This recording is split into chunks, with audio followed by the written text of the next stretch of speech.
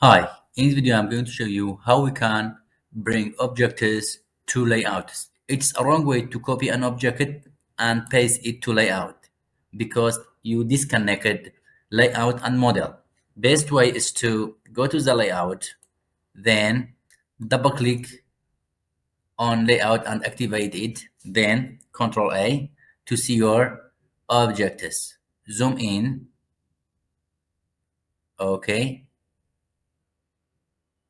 yes. Now, this layout is for section 10.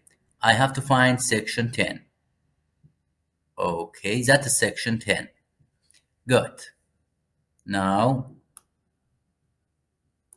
it is good. Just double click on it to lock the layout. Now, if you change anything in a model, for example, I change this line color to red, you see in the layout change it also, as you see here. That is the right way.